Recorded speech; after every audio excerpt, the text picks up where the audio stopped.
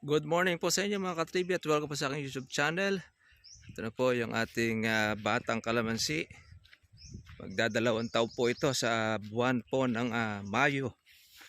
Ayan, marami po ito mga katribya po mga bulaklak. At buko na po siya mga katribya. Ayan. Iba po ay kasalukuyan pang nananagtag. Ayan, nadami niya. Nakakala mo po siyang mga kampopot. Oh. Kaya ito, namumuti po yung ilalim na yan. Tagtag na po yung marami. Oh. Napakaganda naman po ng kanya pong pagkaberde. Mga katribya. Ako. Ito tinubigan na din ni Bernabe ng ating kasama. Healthy ang kalamansi.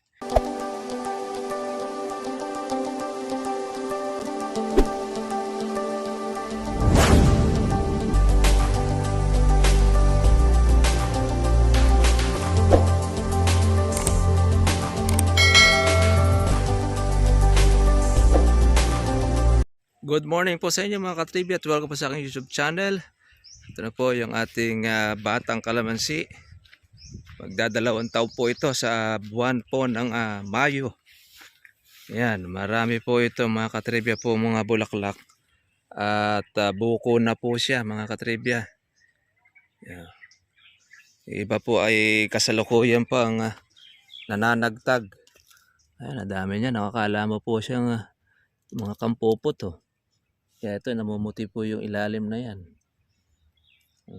Tagtag na po yung marami. Oh. Napakaganda naman po ng kanya pong pagkaberde. Mga katribya. Ako. Ito tinubigan na din ni Bernabe ng ating kasama. Healthy ang kalamansi. Batang bata. Magdadalawang taon sa Mayo. Mula po nung ating itinanim.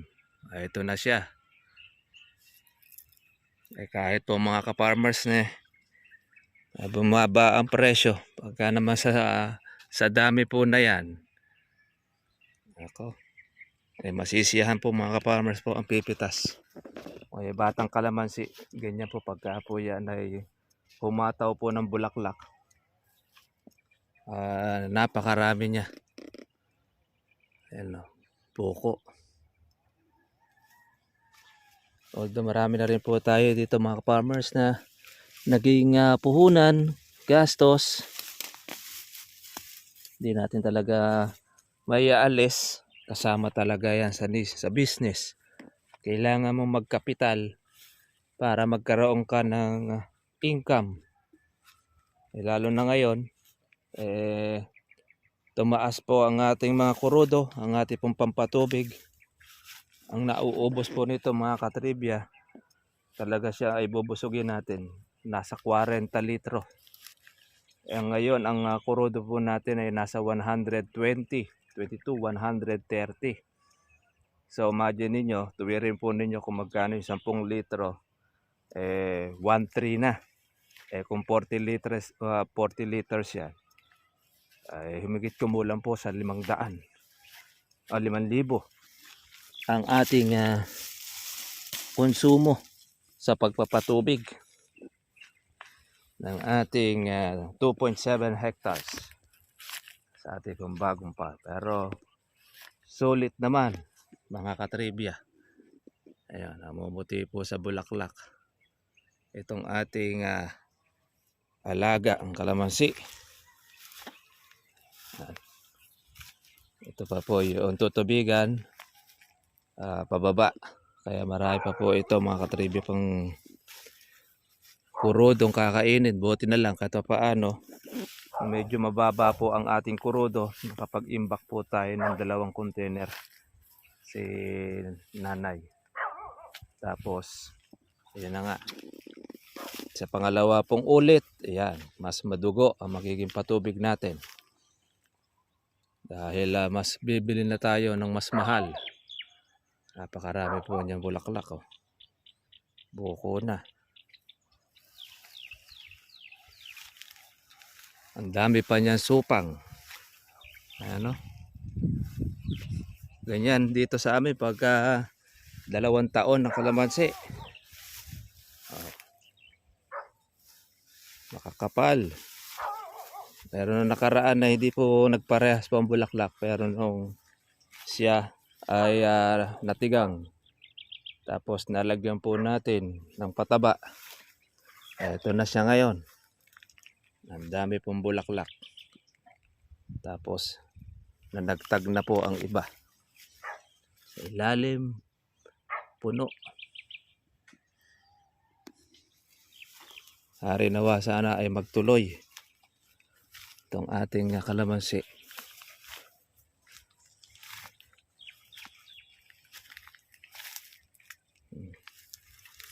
Kaya yung ating pong tagapagtrabaho ganado sa dami nga naman po na yan. Sino ba naman ang hindi gaganahan kapag po ganyan ang marami pong bulaklak, lalo na kung ito ay magtutuloy. Ito mga katribya, may sakit itong ating kalamansi nito kaya po siya dumidilaw. Tinamaan ito ng punggos. Merong lupa talaga na kasama po mga katribya po yung punggos na nananalasa. Pag ito ay nalanta ang ating dahon, mamamatay na ito. Pero meron tayong nilalagay dyan sa lupa. Kailangan niya para maagapan. Yan, yung ating po mga baging, hindi po natin siya po pwedeng alisin o hatakin dahil kabukahan ng bulaklak. Pero yun lang po natin siyang hanapin yung ilalim. Para naman yun yung ating bubunutin. Para malanta. Lago rin po mga katribya po ng ating damo. Kaya herbicide na natin. Ayan, nakapal ng bulaklak. Namumuti oh. Yung petals niya oh. Malaki na rin po mga farmers po ang ating nauubos dito. Kaya kailangan masulit ang ating magiging alaga.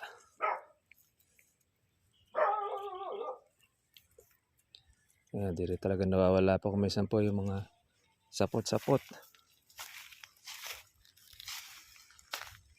Doon sa ating kalamansi.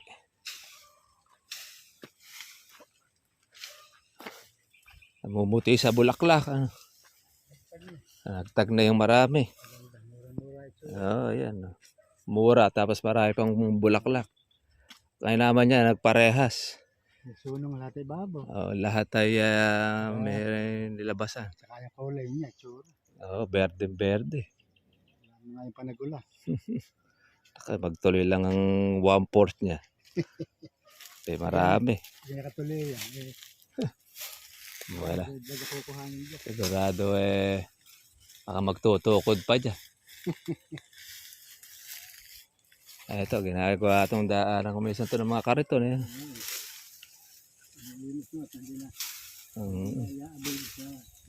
May kalamansi. Lalo na sa tagulan nasasagasaan ng kalamansi.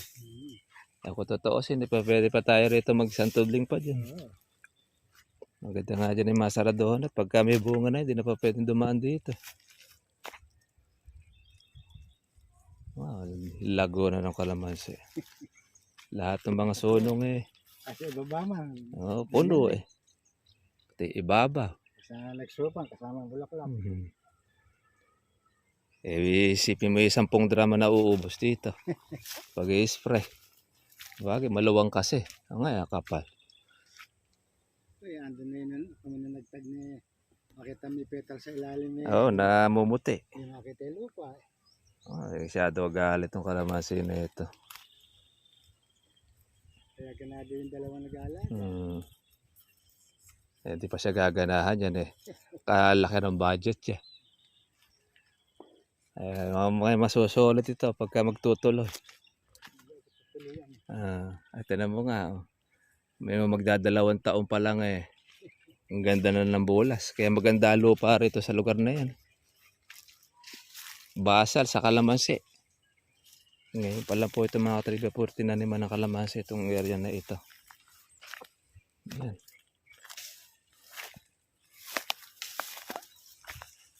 Pati yung bonsai na kalamansi dahil bulaklak. May lahat tayo may sunong eh. Yan ang babakatin bunga. Ayan nga. Bunga ngayon. Ganda. May punong walang bunga. Dahil anda-anda pang bulaklak nun eh. Mga kasi kasalukuyang Umuula. At saka sariwa siya na sariwa. ngayon, ayan. Yung matigang ng konti. Kumain siya ng husto. Kaya pagka naawa ka talaga hindi matitig. Ayan sana gawin ni Kap sa kanyang kalamansi eh. Naaawa siya. Huwag mo na siyang lulu. Oo, kaya nga. Kasi lumusang siya naawa siya. Hindi niya mapamamuti ng bulaklak yung kalamansi niya pagka gano'n. Kagaya nito. Oh. Lahat ng sunong ay meron eh. Pati loob meron. Oh.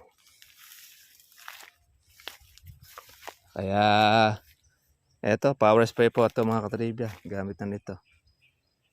Hindi na kakayanin ito ng manual. Sasakit na ang balikat ng mga magtatrabaho. Lalo sa ganyan naman kakapal naman ng bulaklak. Sulit na nito. Power spray. Malinis naman yung bulaklak niya. Maganda. Pagka po okay yung ganyang bulaklak at maganda bukadkad, malaki ang pag-asa. Ayan. Mga 1 buwan pa ito, makikita na yan. Yung mga buko na ito. Ayun. Alalaman na natin dyan kung buo o hindi. Ayan. Lahat nilabasan ng bulaklak. Meron naman tayong mahahalaw pang maintenance sa kanya. Meron siyang mga unang mga naging buko. Naalagaan na rin siya ng spray. Kaya lang hindi naman siya ganun karami.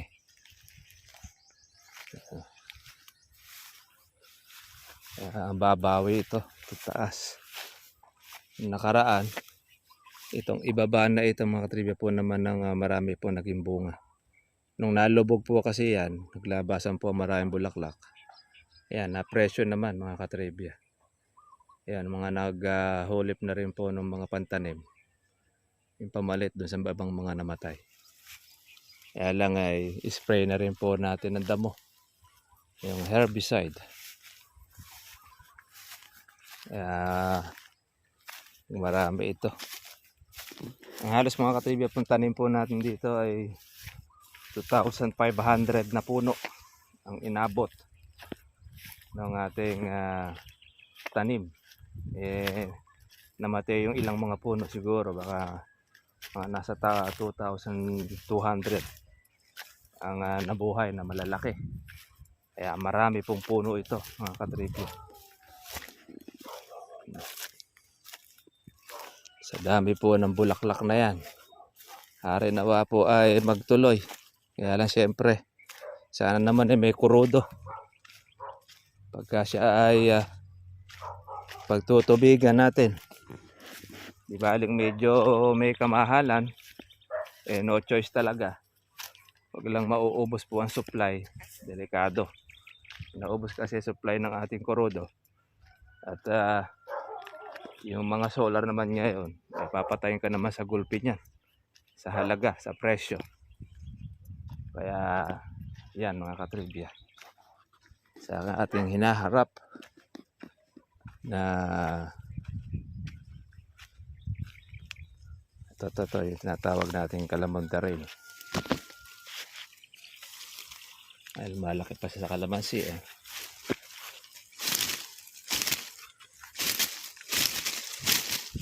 Kaya ganyan kinukuha na lang natin, sinisiklat.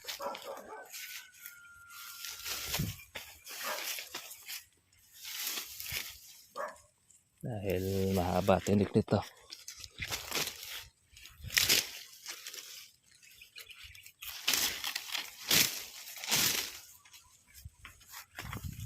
Wala niya talaga meron kang gulo.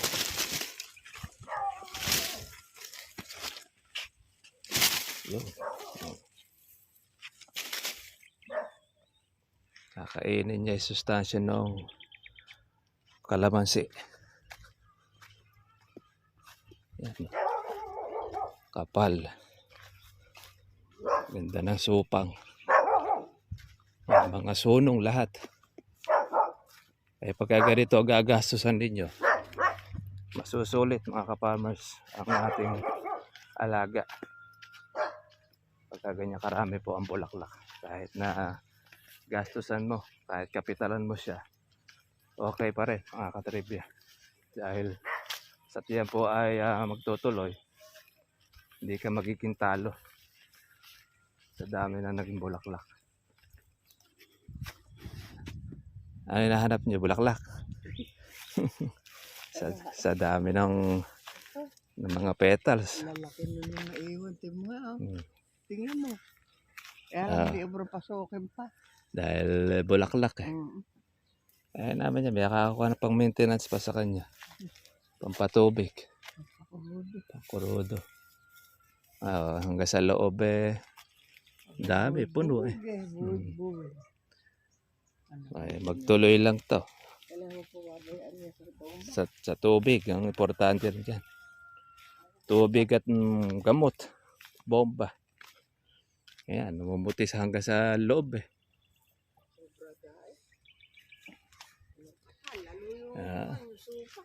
Ayan. Sa loob na loob at labas eh. Puno ng bulaklak. Tutukuran na nga kain bulaklak. Kaya lang mga katribya, hindi pa ito sure. Dahil lalaki pa yan. Wala pa. Hindi pa ito lumalaki. Kaya hindi pa tayo agad na magdidiwang. Hindi pa natin alam kung shortage tayo ng ating kurudo. Yan na isa sa number 1 na kalaban natin eh. Tutukod na ika.